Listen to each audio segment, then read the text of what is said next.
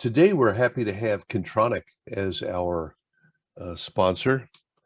Kintronic Labs has been out there, goodness, for 60, 70 years now. And the nice thing about Kintronic Labs is that they answer people's questions, solve issues, deliver phasers that just work. And now they have a new page, the third generation. Josh is now the CEO, but as a bunch of guys that have really been a cornerstone of the industry, there they are. Josh was a little younger then, as you can tell.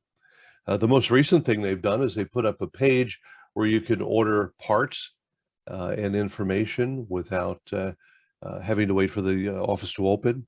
And so Kintronic Labs are really good guys to know and support. And if you happen to call them and tell them that you're grateful they're helping us out with the lunch gathering, that would be nice too. Our topic today is along the lines of security, but not the security that has been in all the news and all the computer magazines recently. I'm talking about site security today. One of the stations that I talked to somebody about just the other day was vandalized. They came in, used carbon saws and took all the lighting wiring. And so the station responded to hire a security firm at just $2,500 a week. They spent $40,000 in the end for cameras. And that didn't work because the vandals figured out where the cameras were and avoided them. Here's the problem. Copper is now at a 40-year high. Did you know that brand new copper is $5 a pound?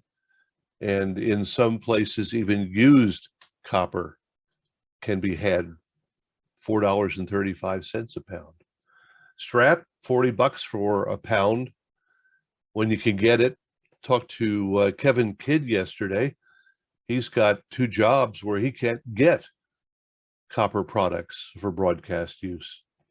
2-inch strap, maybe $50 for 10 feet. Vandalism is a real problem at transmitter sites. But we don't want to forget studio sites either.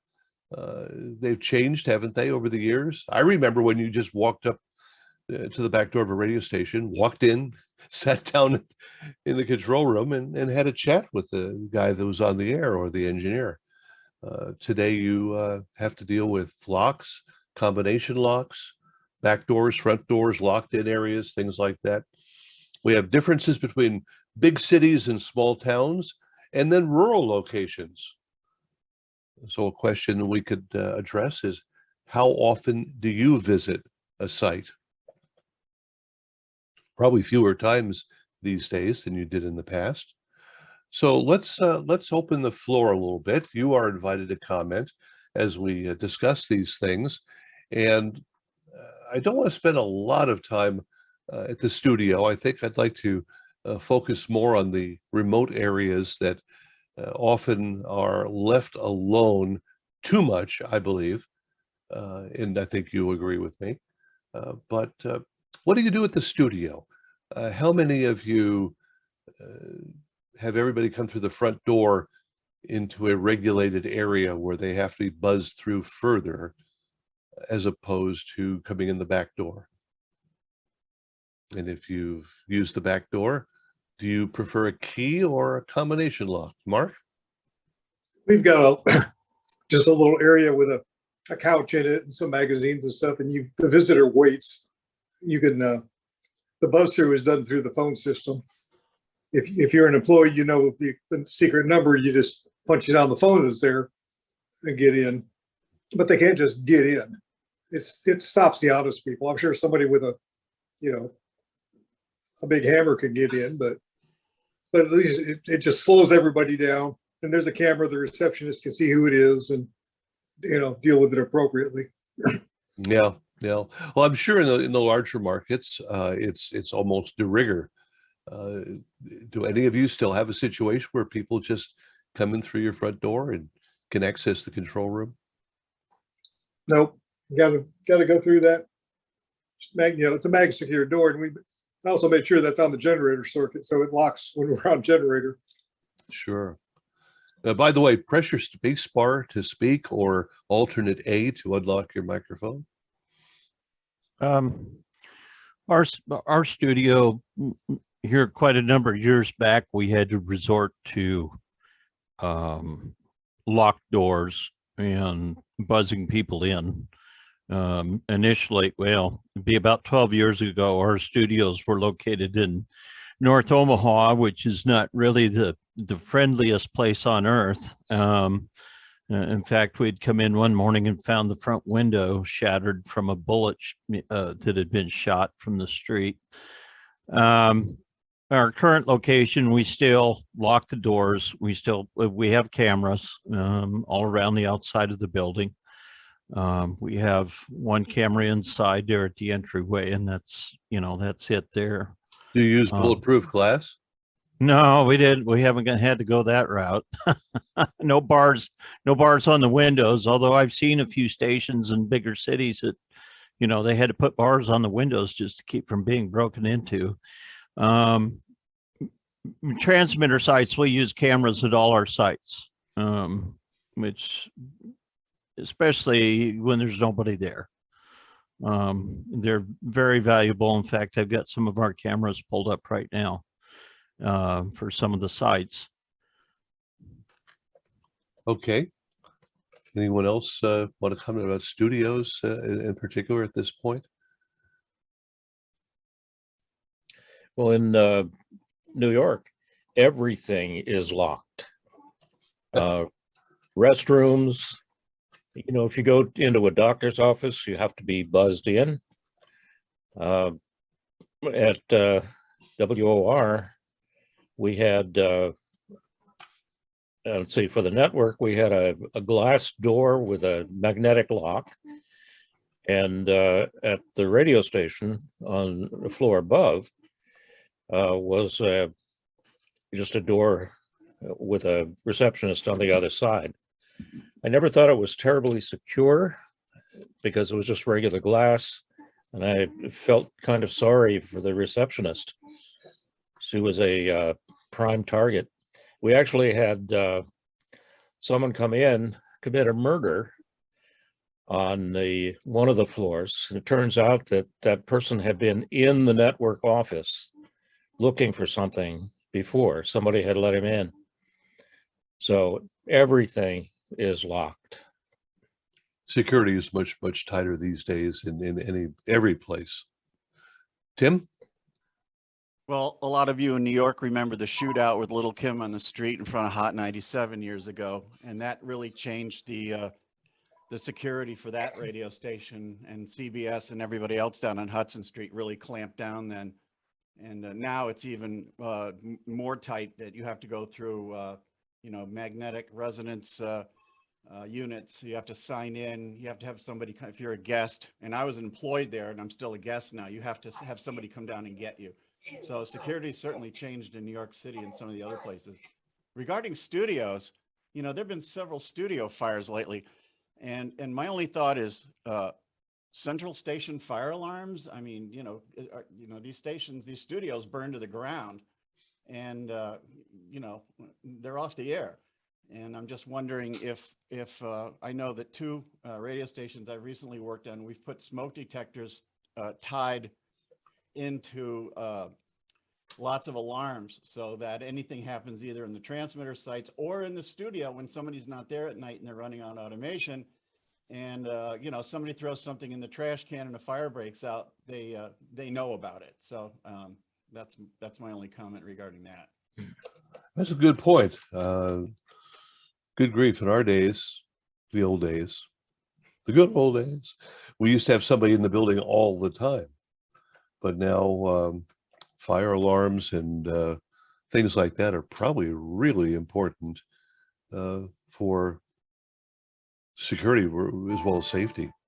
CO2 in the transmitter sites as well. Where you've got generators, gas generators, diesel generators, propane generators, CO2 Detectors are also, I've put those in several locations just because. Hey, Barry. And hope that your studios don't have the old water sprinkler systems. We had built put in a station up in Sioux Falls, and the building just happened to have a sprinkler in each room. And I told the owner of the station, I says, you better pray that there's never a fire in this building, period. Because if there's a fire even in another part of the building, I said, all these sprinklers will go off. iHeart built a studio complex in a former supermarket without checking the roof. First big rain came through and deluged the Klotz consoles with a lot of water. Well, The current popular thing is the delayed action things in transmitter rooms, where you've got to have two factors. You've got to have smoke detection and you've got to have heat detection. If you don't get both of those, the sprinklers don't come on. But I was reminded of a very interesting incident. This was at a site on Mount Wilson, which used to be manned all the time when the halon system was put in. And in one of the rooms, when no one was there, a probably old $5 little transformer in something decided to go and put smoke in the room, triggered the halon to the tune of about $10,000 worth of halon. If someone had been there, there was a time interval, they could have stopped it, but there was nobody there. So that was an expensive problem for something that was very trivial in reality. Barry, Yes. we used to have let's see, in the old Dallas radio studios on Carpenter Freeway, we built a receptionist pedestal that was basically immovable, and there was a trap door and a phone in it. And it was if someone got to the lobby, and we had buzz doors beyond that. But the receptionist, back in the days when we had one, could duck into that and just hole up during a siege. It was a pretty indestructible little bunker. But they moved to the new building downtown, where you have to get past front security, and upstairs there's no one to see. They have an auto attendant. They have a big vertical form monitor, and I think it's Annette, the auto attendant, you talk to now. now, was this KRLD? This was across the street from KRLD. This was in the Rodriguez building. Hmm. Yeah, How many- our number one question was, hi, is this, Wild 100 said nope, across the street. And their number one question was, we're looking for Cass or Stereo Latino. And it's like, other building. Put a little sign on your door. What We had about very big signs. We had rotating signs. It doesn't seem to stop anybody. It's a radio station on one side of a freeway. How much closer do you need to get than that?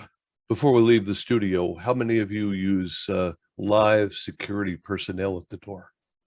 Anyone? Well, at IDT bought Talk America, and they were headquartered in Newark.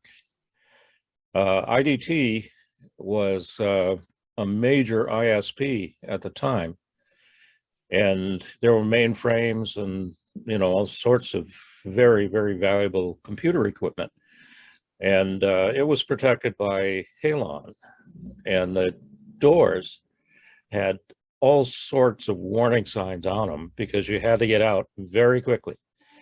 We also had security, armed security, because this is a Jewish company in the middle of Newark, which is enemy territory for them. You're talking about the same way that Mark was about being putting the studio in probably the one place you shouldn't put it.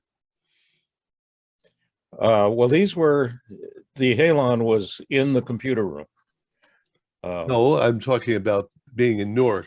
Your neighbors, your neighborhood, and your neighbors. Yeah. Yeah. Well, Some places the city outgrew where the station was originally, or it deteriorated. But it's funny when you find somebody that built a studio, as in this case in Newark, probably should have known that they were not going to have trouble-free situations. Well, look at KABC on La Cienega. Not a terrific neighborhood. Yeah, a lot of neighborhoods have run down, that's for sure. Let's Not anymore. It's moved. yeah. Yeah, the old, I remember pitching Andy Ludlam, and there was pretty secure security there. At the La Cienega. Transmitter site, oh, sorry, the transmitter site they're now at is in one of the absolutely worst neighborhoods in Los Angeles. Bert Weiner has an interesting story about a poor guy that learned the hard way. Well, let's start to move ourselves to the transmitter site, shall we? Bert just walked away. So Chris, you may have to tell the story at the appropriate time. When we think about the transmitter site, yeah, there's some right there at the studio. It's all in one place. But most of the time, there's somewhere else, especially with FM on the top of a hill somewhere, perhaps for an AM out in the rurals. Although, again, city growth is often taken where a DA that was out in the middle of nowhere is turned up in the middle of the city, and the land Shopping suddenly center becomes now. Sorry? It has become a shopping center now. Yes. One of the other things that many of the Halon systems and the more recent, the HE and the FM systems, they put those in. They'll also want to have a master kill relay or power panel to take all the power out of a space. And we used to have these arguments with risk management over that, saying, look, it's great that you can save everything, but if the chemicals destroy the equipment, that isn't a great, that's not a great outcome. And if you have a device that can kill the power to an entire room or an entire wing of the building all at once, we went from no single points of failures to several that you have added. And that's a fun conversation to have with people.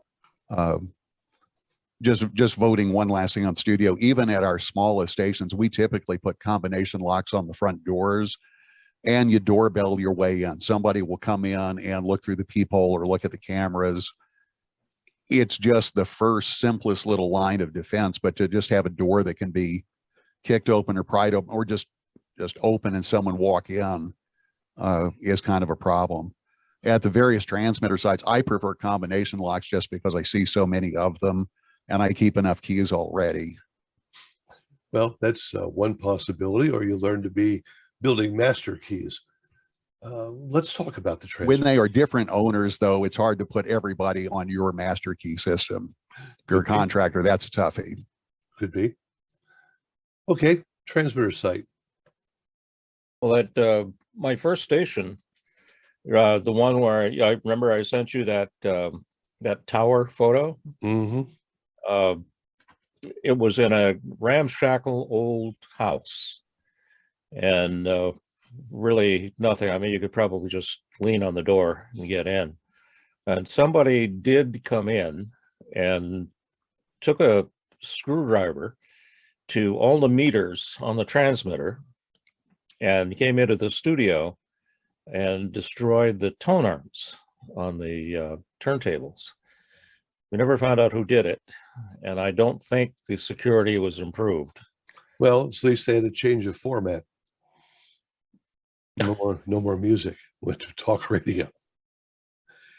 When we think about the transmitter site, we have several lines of defense, don't we? We have the outer gate. We have perhaps an inner gate in some cases, the transmitter building door, lights, camera, security. We just talked about a station at first that was paying $2,500 a week for security, and yet is that going to be sufficient? I know a station in Baltimore right across the street from a firehouse. The firehouse wouldn't open their door to anybody. So is that kind of a neighborhood. So where do we start? Maybe the first place to start is building a list of what gear you have in the building and serial numbers. Would you engrave your station calls on equipment? What policies have you had? Well, no, at ABC, we had he had stickers on every piece of equipment, the kind that cannot be removed without destroying them. So there was a clear listing of all the equipment. Well, if somebody wants to fence it, take the label and destroy the label, and somebody wants to buy it, that doesn't help unless you have the serial number for it and, people to follow up. Yeah, actually we did. The kind of labels that don't come off. Yeah, but I've seen that with accounting in many, many stations and companies. What about engraving? Binders do wonders on them. Yeah, Engravers, yeah. We keep a database of the model number, the serial number, and the date installed if possible. And we keep that off-site. And I've had a case where somebody broke into a remote site and stole an Omnia, and we got it back within 2 weeks because they tried to take it to a local pawn shop and said it was a record player. And the serial number, the guy called the cops, and the cops, knew about the theft, and the guy was caught. So serial numbers and model numbers are a good thing to have. your microphone's a little low, but you're right. But you should also have a copy at the transmitter site. Why? Why would you want to transfer a copy of your serial numbers and model numbers, and would go together with one other thing? The phone numbers and lists of the customer support. Manufacturers. Because what happens when you call a company for support? What's the first thing they're going to ask you for? What's your credit serial card number? What's your credit card number? What's your credit card number? Yeah. Yeah, that could be. But they're going to want to know which run, especially a company, the old Gates Harris. I'm sure Gates Air is probably similar. If you don't have the right serial number to tell them, they can't tell you which manual fits the transmitter. And that's often a real problem. So you want to know what your equipment is. You want to know who to call. And let's say there's a power problem or a phone link problem, or shouldn't you have the circuit numbers or the number off the power pole to let the company know where to go? We go through power issues at one site often, and once you learn the dispatch number for the power distribution company, forget the billing company. You need the meter IM serial number, which is about 30 digits, and you need the pole number. That's the two things the distribution people can find. And then once you give them those things, they show up and they fix things. That street numbers really don't always work, especially No, in and rural if you areas. say I'm on County Road 34, they go, so what? Yeah. Another good thing to have is to get real friendly with these people as far as the technical folks, and if you're lucky enough, get their cell number. Yeah. Some of them are more than happy to take the call directly instead of you having to go through a dispatch or a customer service representative. Most of our ISPs for our sites, I've got cell numbers for all the local techs, and they said, just call me instead of hassling around with customer service, because they're going to send me out there anyway. Yeah. The Absolutely. ISPs are typically very good about that. We used to have that kind of service with phone companies, but we have fewer and fewer people covering very, very big areas. And as far as the power companies, I've, at least in rural areas like I see, we don't see the technicians. We haven't established that relationship. But yeah, for the ISPs, very often, if you have a tall, sticky up thing, the ISPs are interested in meeting you anyway because they'd like to have equipment there. Yeah, it depends on the site. I think there's something that is real. If you can get an inside number and get past the, yes, we'll have someone out there on Friday between 3 and 5.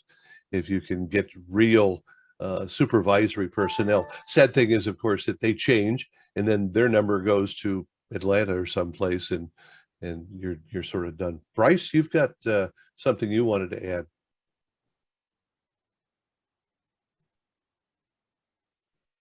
Or I just shocked Bryce because he walked away. He says he has something to add about serial numbers at transmitter sites. But I'm bummed.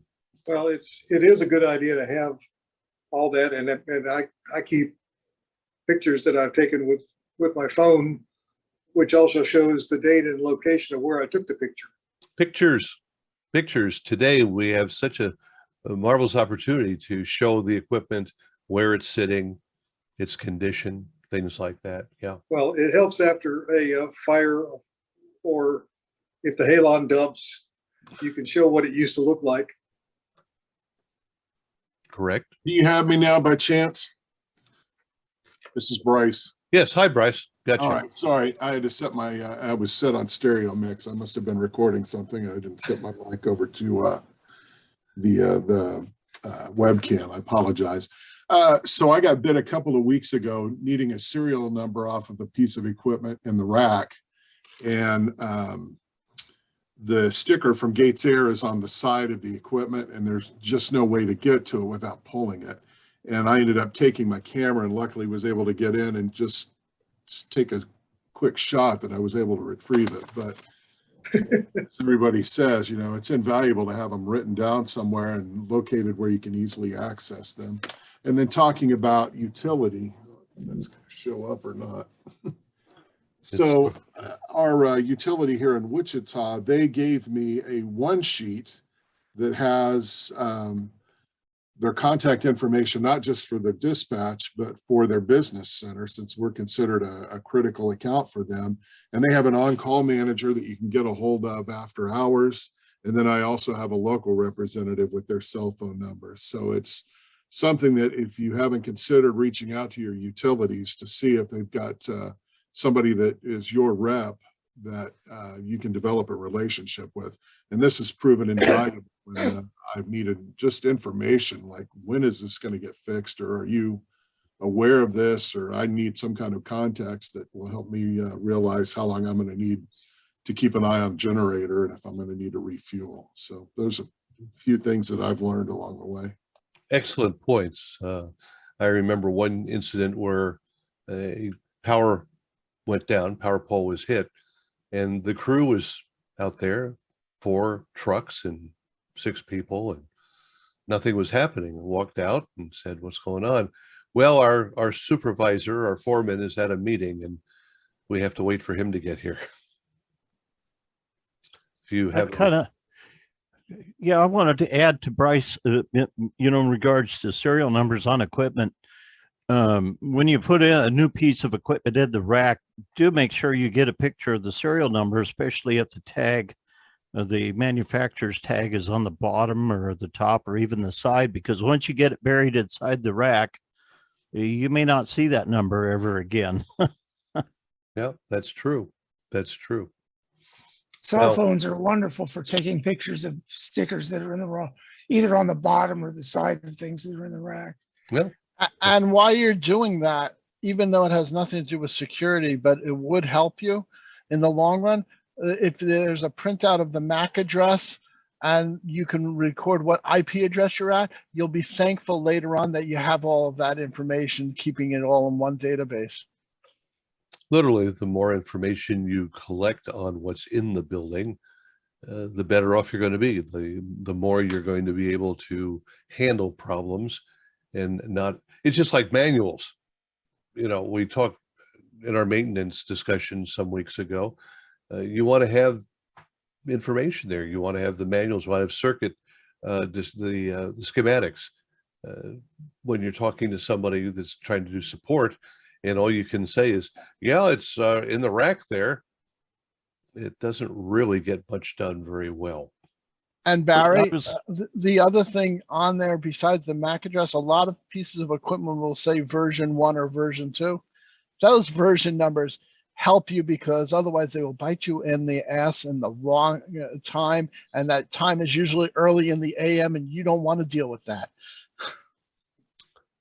So let's say we have all our equipment tabulated, We've got the serial numbers, we've got the inventory tags, we've got some pictures.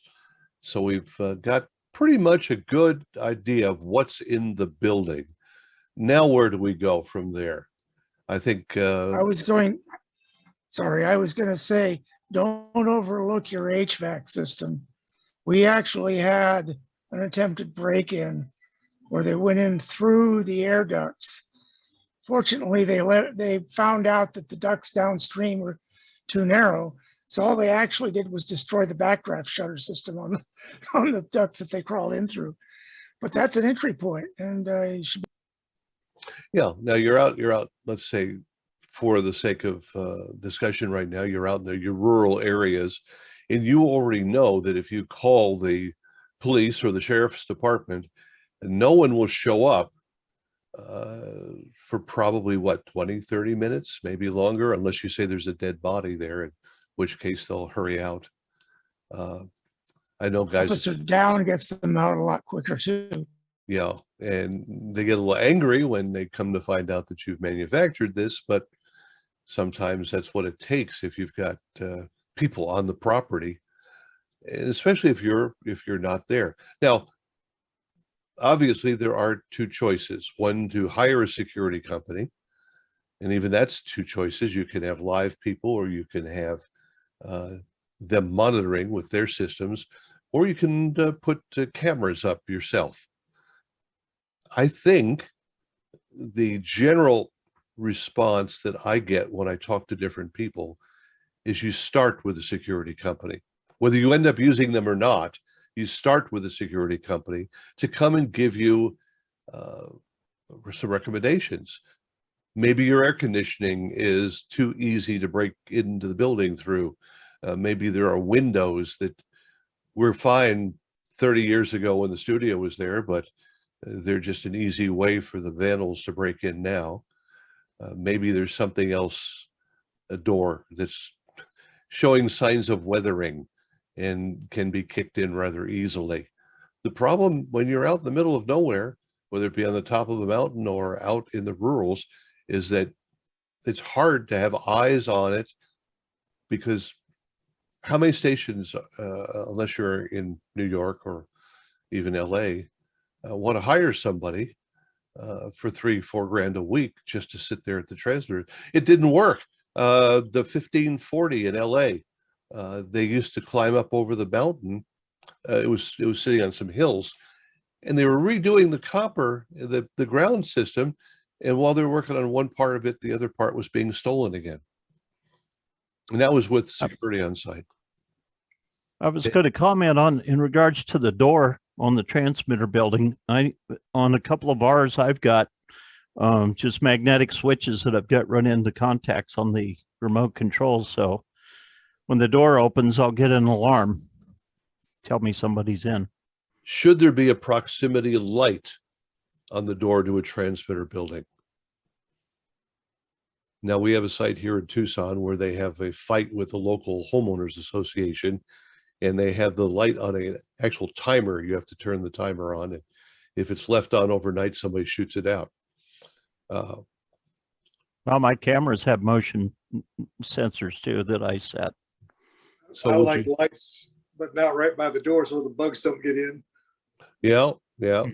But when I walk up to the building, it lights up. And if somebody else walks up to the building, it lights up. You know, the other thing I like to do is I put a couple of, when I upgrade cameras, I put the old ones in real obvious spots with a sign. And I hope they take that camera or paint it so the real camera can keep operating. And I hide those a little better. You know, cameras are cheap. I mean, they're, $200, you get a great night picture of, of everything. And so I hide a couple that are not easy to see. They had to get, for me to not get a video, they had to get 3 or 4 of them all at once. And I lay them out so they can't do that unless they bring an army of people. Well, some of them do. They come and they spray the camera lens. They know where they are, and they disable the cameras pretty quickly. Well, the other thing I usually do is I've put one way out by the road, aimed so that it's one that can deal with the car headlights pointed at it and still show you the license plate. And I hope they paint that one, but before they paint it, it's already got their license plate. The video's off-site. Trail cams are good too.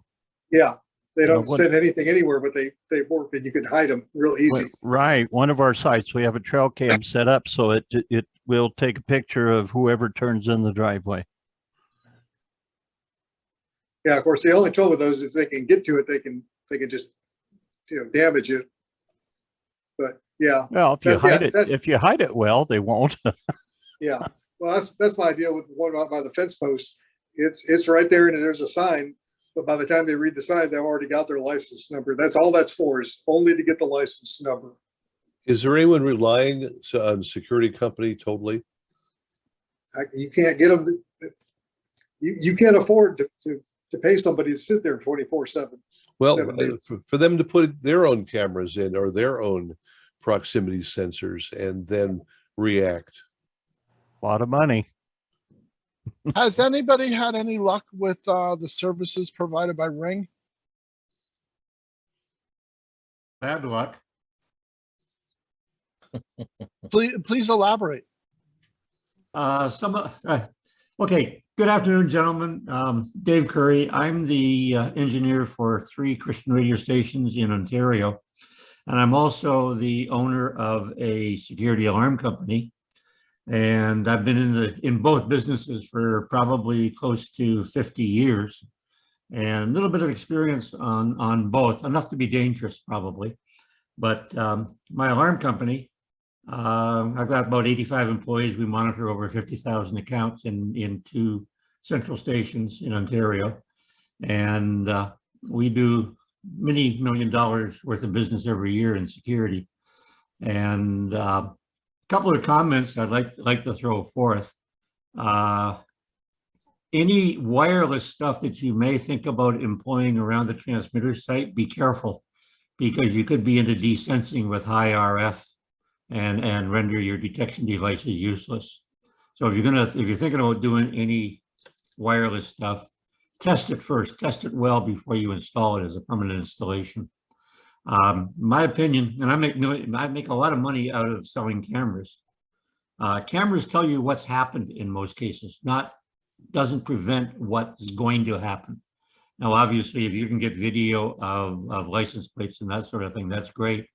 But the reality is that we're all in a 24-hour-a-day business, and the security industry now has the ability to capture video, maybe 10 seconds before an event and 30, 40 seconds, a minute after the event, and ship that off to your cell phone or to your smartphone or to your computer or whatever. And I think that a combination of simple detection devices, door contacts on the doors, maybe some fine wire or something like that on your air vents where you've got metal outside that somebody can take thin snips to and get in. There's some fine wire on that, maybe some motion detectors inside. Infrared motion detectors detects the body heat or the difference in temperature between a person and the ambient temperature. They can give you excellent detection. And if you can combine that detection along with a video of the area where the detection has taken place from, that can give you powerful information to contact the police. The experience has been that the alarm industry and the huge growth of the alarm industry has created a lot of animosity with the police departments. But at the end of the day, if you can give the police an indication of a verified attack, in other words, you've got an alarm from a door contact or something like that, and you've got video showing somebody who should not be there, I'm going to suggest that your response from the police will be reasonably fast and reasonably attentive. Whereas opposed to just calling them up and saying, well, hey, I've got an alarm from a door at my transmitter site. Well, that's a ho-hum to them. But if you got the video behind it, that's an exciting thing, and cops want to go for those kind of things. So there's a lot of things that you can do at the transmitter site. Certainly there are proximity detectors that you can put on the laneway after they get by the gate. I like the idea of the trail cam to catch license plates, but you can actually know if somebody is driving up, approaching your transmitter site. I discourage outdoor detection devices that are going to generate police responses, because outdoor detection devices will work with animals, environments, and winds and that sort of thing. So there's a lot to consider. The suggestion about contacting a security company for the recommendations, go for it. In many cases, the security consultants working for these alarm companies, they have a lot of experience in a lot of different buildings, and that's probably a wealth of resource for you. And I'm open for questions, and that's my soapbox for now. Hey, Dave, we're really glad you're here and appreciate the information. With your clients, how many of them do you monitor as a service as opposed to installing camera systems? Okay, how many do we monitor? Well, we monitor over 50,000 accounts. Some of those accounts came online back in the 70s and the 80s, and cameras were just not really a thing at that time. Now we use a product called QualSys, which is manufactured by a subsidiary of Johnson Controls, and this is it's essentially a Android tablet made into an alarm control unit. Inside this tablet, they've got Bluetooth, they've got cellular communications, and they've got network interface, Ethernet interface, and they also support Z-Wave and other domestic home comfort devices, and sophisticated enough that you hook up your QualSys unit and you link your cell phone to it. So when you come close, the Bluetooth from your cell phone tells the QualSys, hey, turn the system off. That goes a long ways towards preventing false alarms if the people who are approaching the protected area have a linked Bluetooth. Similarly, if it's turned off by Bluetooth, when you leave the area, it'll turn the system back on automatically. If you actually go to the keypad and do any manipulations on the keypad, it'll take a picture of you and transmit to your smartphone. So you as an owner, as an operator, as a responsible person, you can actually get a video of whoever was manipulating the alarm control. There's a microphone on this Android device. It actually works as a glass break detector. Not that many of us have glass in our transmitter buildings, but it's another feature that's built into the thing. So there's all kinds of fancy new stuff. Most of our clients, we monitor their intrusion system. We monitor several thousand fire alarm systems in accordance with the national standard, and our rules in Canada are somewhat different than the U.S. And I'm thankful for that, because some of the rules are a little cockamamie. You can't legally in the U.S. install an intrusion alarm system and hang a couple of smoke detectors on it. People get upset about that kind of thing, but in Canada we can do that. Not that we prefer to do that. We prefer to do a full fire alarm system or a sprinkler supervisory, and that's where we want to go is generate the recurring revenue, because my business is built on recurring revenue. I want the money from the client every month. So the vast majority of them, you are have your operations center monitoring, and whenever one of them shows motion, it pops up and they determine whether to call the police or not. Yeah, well, that's actually become a trend and a necessity, because, as I mentioned earlier, if you can couple a verified, I've seen the guy on video along with an alarm, we will get police response pretty quick. And in fact, in some jurisdictions, the police will not go unless you have some kind of two-factor verification of an alarm. Say, for example, a door contact and a interior motion detector, or any kind of detection device followed by video. Then they'll respond. Otherwise, they won't go on a single trip. So if you just had a contact on a transmitter shack door and you got an alarm, they may not want to respond at all. No, that makes sense, especially out in the rural areas. Greg, you sent a note out here about asking the police department to come out. Where are you, and how did that work out for you? We're up here in Fargo, North Dakota. It works out real well. The Fargo Police Department will come out. They've come out, they've looked over our building, looked over our security, tell us what we're doing right, what we're doing wrong, what they recommend. And then we also have a security monitoring system through Electro Watchman. And then we'll go to them with that and we'll say, okay, what do you guys think? And so we'll get 2 fresh sets of eyes on what we're doing. And that really helps out a lot. Thank you. I know that a lot of people recommend some of these cheap cameras that you can buy for $50 or $90 or less, and they hook them up.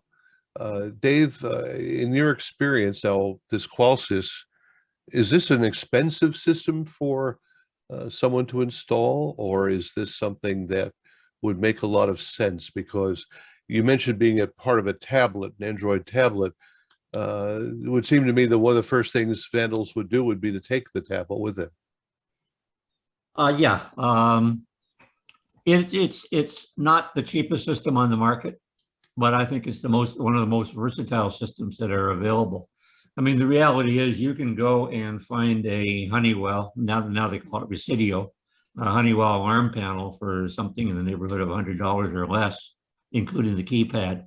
And you can do hardwired contact devices into it, hook it up to a dial tone telephone line, and away you go.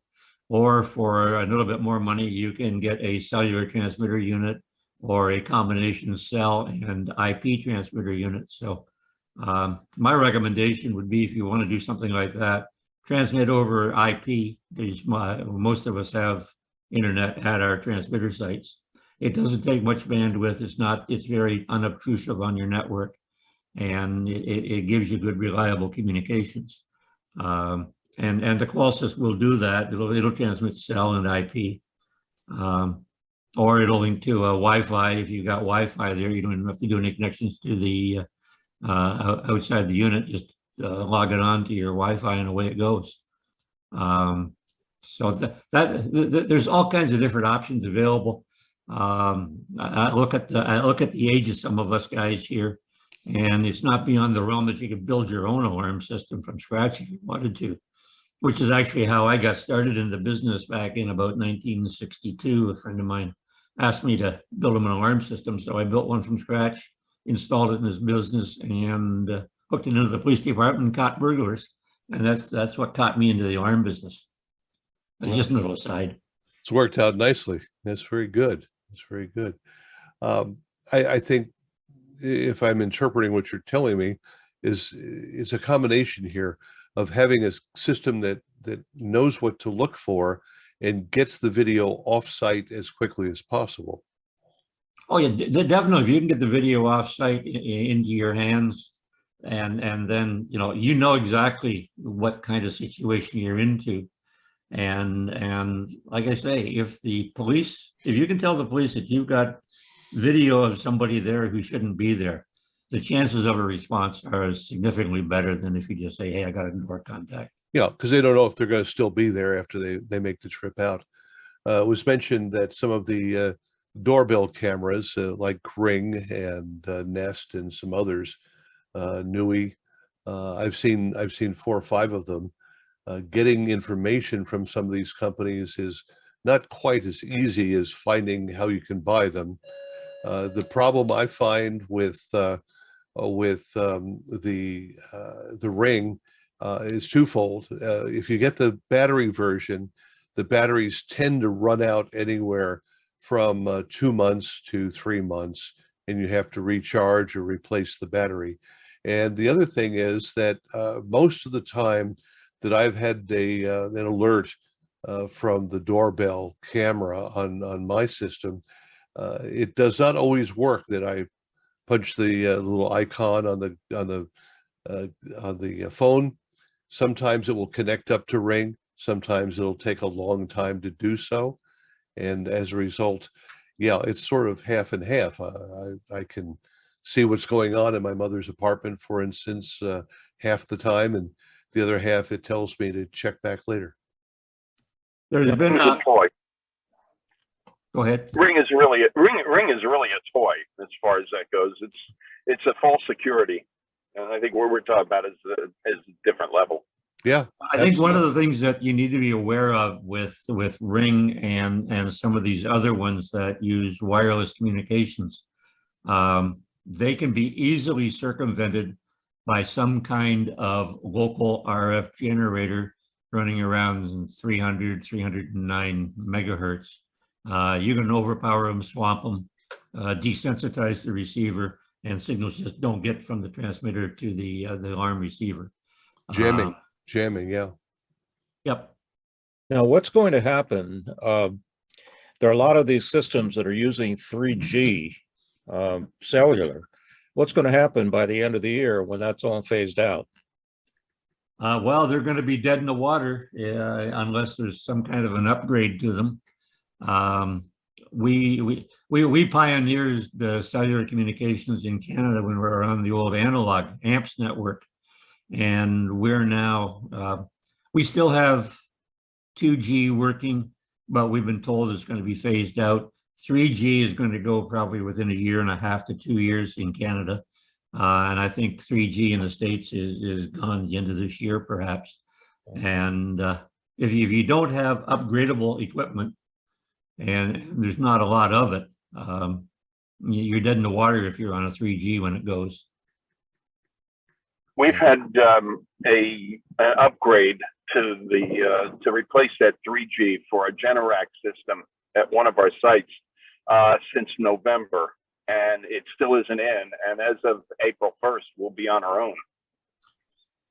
Yeah, I think the published date is April 1st. That doesn't mean that necessarily on April the 2nd it's not going to work anymore. I think the published date is when AT&T, I think it's AT&T there, is going to start decommissioning their 2G stuff or their 3G stuff. So it may last for a few more months. Yeah, or it may go tomorrow. I think T-Mobile Sprint's already doing that. Yes. Depends on where you are, and little by little, they're going to come down, just like everything else.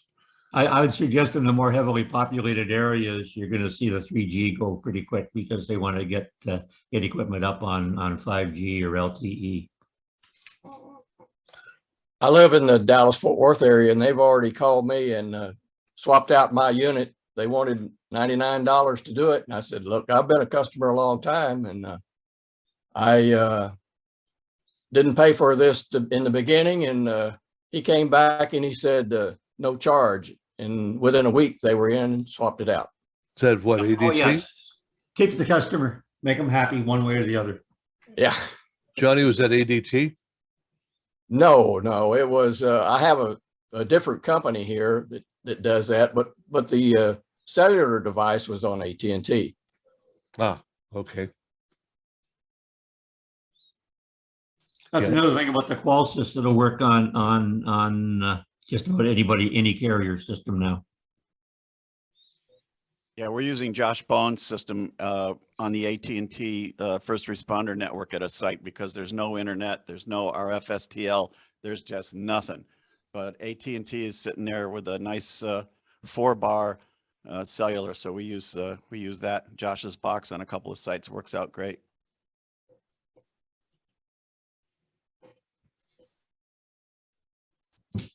Okay, other questions? Are there any cameras that you would recommend that people buy other than the Qualsys?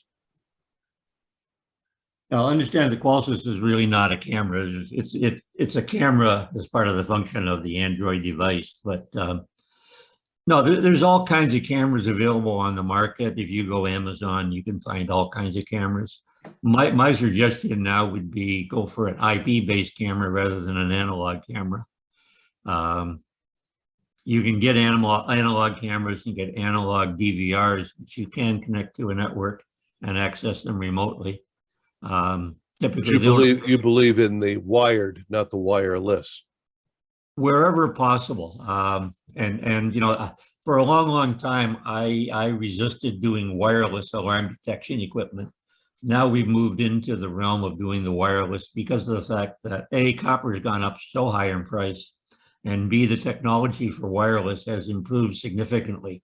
AT&T came out with wireless intrusion stuff years ago, and it was a terrible disaster company called DSC, which is one of the prominent alarm panel manufacturers. Also a Johnson Control, or Johnson Controls company.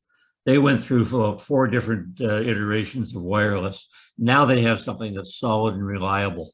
And because of that, we're moving into doing more wireless stuff than doing the hardwired. Mark mentioned earlier that he thought a good idea was to use an older camera and let people think that was the one and then hide the actual camera. Has that been your experience, and what would be a good way to do that? Well, we've not done many dummy cameras, but the idea is excellent. I like it. You know, they're going to go after what they can see rather than go after what they can't see. And, you know, what's your loss if you've got an old beat up camera or one that's been discontinued from use? You lose it, it gets broken or stolen. Who cares? At least wise they haven't gone after your working one. Like the idea. This is a real link that I've been putting in on some of my remote stations. It's wireless.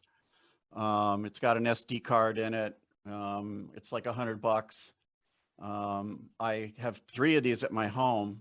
I found them highly reliable, very easy, and they're all on my cell phone. So no matter where I am, I can look at my sites or my house or whatever very easily. And we put one of these 50 foot up a tower.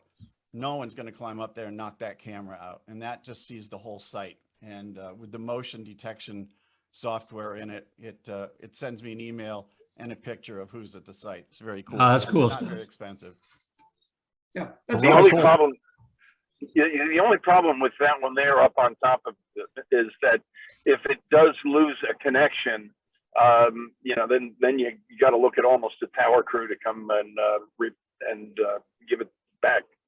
I ran into that problem with the so-called wireless, that we ran one of the wires up the pole there. That's fine, but once it lost it, they said in order to do a factory reset, we had to press the button on the back of the camera. Well, the back of the camera is at 100-foot level, so a little bit more difficult than that. You can get cameras that are PoE, power over Ethernet, Right. and shielded. That definitely, if you have a transmitter site, use shielded Cat5 or Cat5e. Don't use unshielded stuff there. You're just asking for trouble. Yeah, we run the cable up the tower, shielded Cat6, and we use a hard line. I don't use the wireless. I use the wireless here at my house, but we use hardwire if we can at sites. You know, the advantage of PoE is you can reset the power remotely from the ground. Yeah. Not in this case. Not in the case that we have. We have one that's PoE, and we do have the shielded Cat6 going up to the camera. But because we changed provider, what happened was it wouldn't. They said we had to do a factory reset. Can't do a factory reset because the only way you could do that is by pressing the button inside the camera itself. That's the price you pay for it, putting the camera up a tower, I guess. Hey, the thing is, when it was working, it was covering the whole site, so we could see down, and it was nice. But oh well, life goes on. Do you have a recommendation, Dave, differing between, say, size camera that Tim just held up, or a pinhole camera? I think the application will determine what you're going to use. If you want something that's going to be covert, use a pinhole camera. If you want something that's going to employ the camera as a deterrent as well as a detection, then use something full view. I've got 3 blink cameras at the house, and the resolution on those is amazing. I can see license numbers in the driveway, and the camera's fairly far away. And the batteries, it's been in for about 1.5 years and still on its original batteries. Cameras I'm using out at my transmitter sites are, I've got the ones that you can rotate, tilt, and pan. or Zoom. PTZ. Come in real handy for looking at pieces of equipment. Yeah, that's good. I have, speaking of fake cameras, I have about a half dozen or so D-Link cameras that they upgraded their software, and all their older cameras are now useless. I've been using WYZE, WYZE cameras and putting the memory card 64 in them and a housing for them, and about $50. I've got a camera that I can screw on the wall, or if you don't want to buy the housing, set it on the desk or something in your building. And they're Wi-Fi. They are running by a power supply, though. You know, you got to plug that power supply into the wall. I would prefer to use PoE, but some of the stuff and people that I've been dealing with, they just don't have the money to buy the PoE cameras. And if you don't buy their monthly service, you only get 12 No, seconds? 12. 12 It's seconds? 12. But you know, for $49, you can a year, you can buy that. And what we have is one lady has a barn, and I put 4 cameras in her barn, and she's subscribed, and I piggybacked on to her service over there, but I only get 12 seconds unless I want to pay the $49 for me. For And each camera? Yeah, for 4 cameras. Okay. And it does all right. I have one paid camera on the front of my house looking at my driveway, and the pictures are good at night. You know, I quit turning on the porch light out there, and as long as it's got a little moonlight on it, the color, it's in color and looks good. I see neighbors driving around 3:30 in the morning, 4:30, 5 o'clock, whenever they're going to work. But I turn the alarm part of it off because I get too many of them. But it has people detection on it. Yeah. Out this area, we have people that walk the streets at 3 and 4 a.m. testing car doors and removing things off front porches. Well, we've got a lot of that in this in our city too, but not in our neighborhood. But if they walked up, it would turn on my bright lights and the light on top of the camera, and I wouldn't know about it because it's not going to wake me up. I turned all that off, but I would have a video of it though. Are bright lights as important as the cameras, Dave? I'm a proponent of good lighting for theft protection. Also, you know, if you talk about homes or something like that, keep the shrubbery down, keep your windows visible from the road. You know, there's actually a organization that promotes proper maintenance and property features that reduce the threat of break-ins. You know, they go through a whole litany of things to do. Never leave your ladders outside. Don't leave your driveway empty if you're going away for a while. Get a neighbor to park the car in. There's all kinds of things like that you can do. So common sense comes into play too. Common sense, something in short supply in a lot of places. Uncommon sense. Good point. Good point. Barry, one of the things that we faced is we had accepted assistance during the pandemic, and we had a list of companies we were told we could not use their surveillance cameras or any of their technology. And I'll share them in the chat because I don't want to try and pronounce some of the names. Okay. Huawei was one of them, and ZTE. And then this Dehua, they, I think were accused of like human rights violations, but they are rebranded in a lot of things, Honeywell being one of them. So it's something to be aware of if you work for a company that received assistance during the pandemic. Yeah, the U.S. government has banned a lot of Chinese manufacturers because they're afraid the manufacturer is providing technological information to the military there. Yeah, and the Chinese have apparently, excuse me, back doors for particularly for cellular systems that would allow them to disable all sorts of things. It's not beyond the realm of possibility that all your data across the cellular network on Huawei is going back to China. I don't know that it is, but it's possible that it is. Well, that's Yeah, that was a claim of the government. This is a camera right here that that when I plug it in, it looks as though it has some type of a. I got this thing. I guess it was about what, 10, 15 bucks, I guess. But what happened is it's never worked right. But it also sounds as though it's using some other kind of a server to operate. When here's the information on it here, but it just when I go ahead to it's if they're talking about the possibility that the Chinese are intercepting this stuff, I wouldn't be surprised if that's it. That's one of them.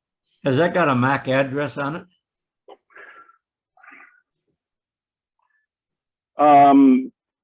No, it's got a username on it, and of course it has that QR code, and I've got in that. But I'll be honest with you, I don't know what it's. I have never gotten it to work, and I've had it for about 5 years. Well, if you have an Amazon Echo, that's sending lots of data back. Yeah. Yeah. Yeah. And also Facebook has something called a portal that apparently the thing follows you around. So I'm not sure I want those cameras inside. Well, you definitely keep it away from my bathroom. You get a definite choice of situations because you know, you can over camera anything or you can under camera it.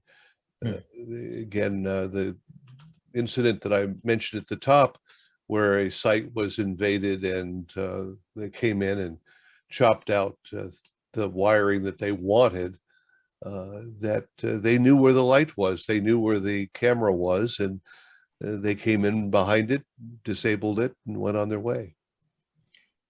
Well, apparently, we get back to the point that it's important, as Dave pointed out, that the camera let you know immediately when something happens.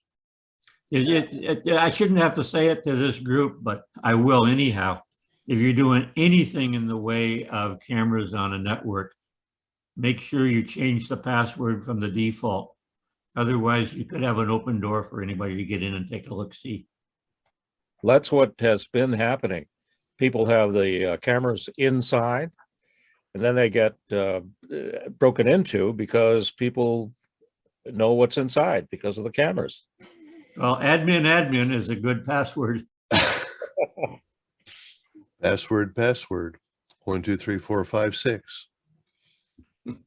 Hey, here's that little Wise camera I was talking about, and it's got there's the power cord on the thing, and that's a Type-C USB, and then I buy these power supplies to go with it because they'll send you a little wall wart, and that little wall wart is well, I've seen them go bad, but you buy these and you screw them to the wall, and then you plug your power cord in, run this out to the camera, and I've had pretty good luck with them. There's better cameras out there, but for $50, you can't go wrong on the thing. And it does have a MAC address on it. Well, it's going to connect to a wireless or a network somewhere. Yeah, it goes wireless. I had one, this barn I had one on. I've got 2 of them outside this tin barn, and I had to move the router to the center of the inside of the barn because one camera was dropping in and out. And once I put the thing in the center of the barn, I haven't had too much trouble with that one dropping out.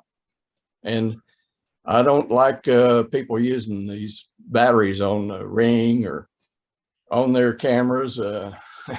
That's just a place where it'll be run down whenever you have a problem.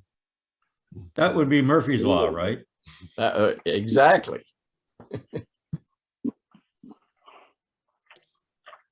And Murphy got very rich off his law. Just remember, Murphy was an optimist. There you go. One of the things you got to remember too, when you're putting these alarm systems in, is your jurisdiction around here. If you don't get prior approval and permits and stuff, you're going to be in deep doo-doo. There's a yearly monitoring fee that you have to pay the police if you've got connections, and God help you if you have a false alarm. You know, they get real nasty around here. I had to go to the police department yesterday and drop a thumb drive off for a lady that she has a non-wired system. It's all analog, 8 cameras.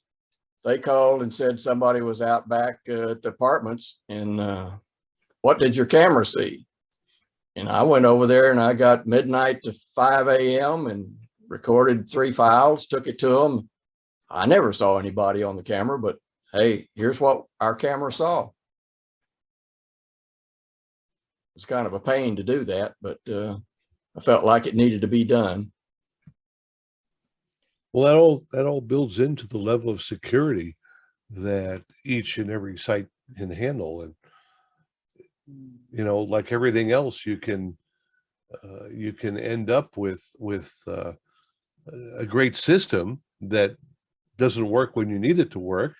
You can work a mediocre system that works all the time, or you can put the money out, as Dave points out, and have something that's going to make you aware of any intrusion. Now, how often does a police department allow a direct connection to them? Isn't it usually through a service?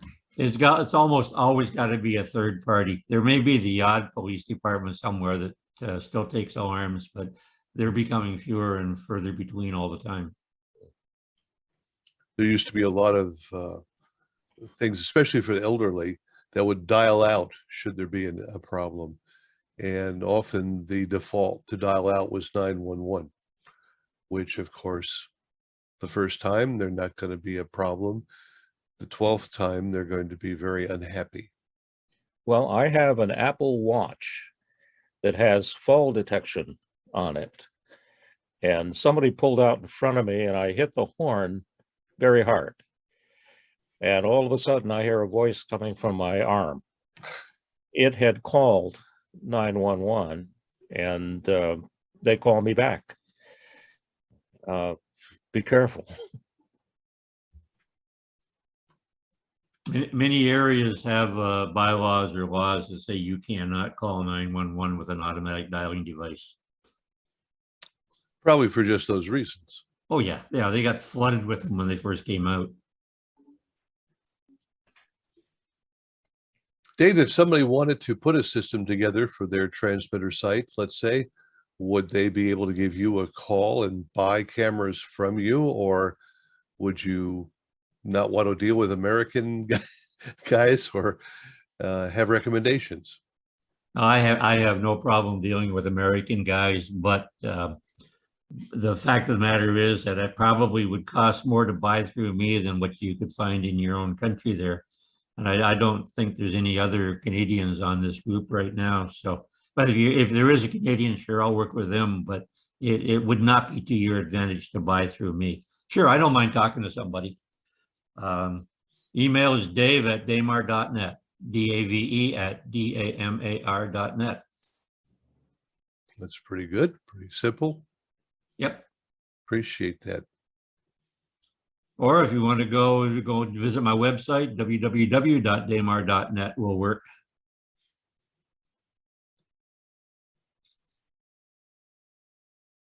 That's been a long time and we've had that domain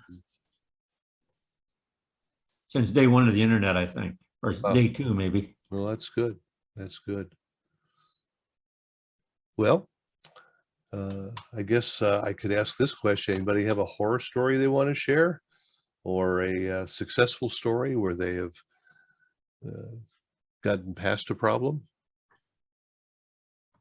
I can tell you when I was at a tower site here in Texas one time, doors open, and somebody hollers from outside, "Hey, you know, you got an alarm going off." I said, "No, sir, I don't know that." I looked over there at the door. Somebody did hook up the alarm on the door. This was the local sheriff. Came, paid me a visit. I was legitimate, but he didn't know that. And I showed him my set of keys and I said, "Go call the monitoring service and tell them what kind of keys I have." They had a shift change and they didn't tell anybody somebody was going to the tower. So they didn't haul me in. But that's an experience that more than a few have had over the years, where an alarm that they were either not aware of or not fully close to, and law enforcement showed up suspicious. Well, I heard another story about the Weather Bureau, the National Weather Service Bureau technician that was at a television transmitter site down in Austin, and elderly gentleman, and he had no idea that that building had an alarm on it. He was in there doing his thing, and he came out to go to his truck to get some parts, and the local PD was standing there with guns drawn. I thought he was going to have a heart attack over this deal, but they finally got it worked out. I think I told the story of one of my very first jobs way back in college. I was working an overnight shift in Phoenix, and the program director calls me up and says, "I want you to take it down at 3 a.m. and change the finals." Walked back into the control room, and there was a policeman standing there. Fortunately, his attitude was he was afraid some of the locals had gotten me because he had listened to the station and liked it. We got to be good friends. I was invited to join the Fraternal Order of Police. Well, one thing in Texas you have to worry about, so this when I lived in Dallas, it was legal for you to shoot somebody on your property, regardless of what they were doing. Well, I'm not sure what the law says today, but I'd be a little careful with that. I know when I first put a system in one place, we had ultrasonic. Only trouble is we sat next to a couple of major freight lines. So 3 a.m. in the morning, the building would vibrate enough to set off the ultrasonics. So when you're setting things like that up, you have to be real careful to window them in, and yeah, so that they don't wake you up. Ultrasonics were a bad idea. We don't have any more working. We got rid of all the ultrasonics. Well, I have a Midland emergency radio that has a dog whistle built in. Imagine what that would do.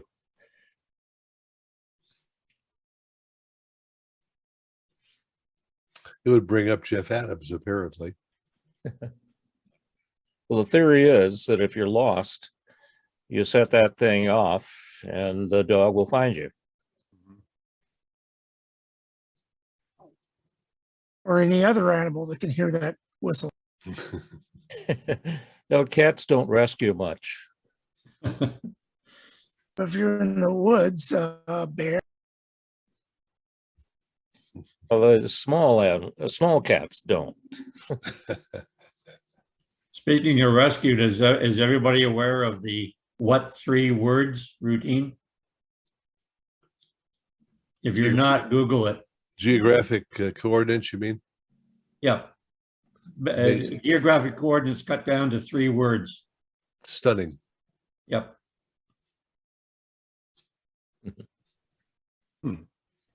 So you've got connectivity on your cell phone. You turn on your app, what 3 words? It gives you 3 words. You can report that to anybody. They can find you based on those 3 words. I think it's a very neat feature. Someone went to a lot of work to put that together. It's all over the world. It works.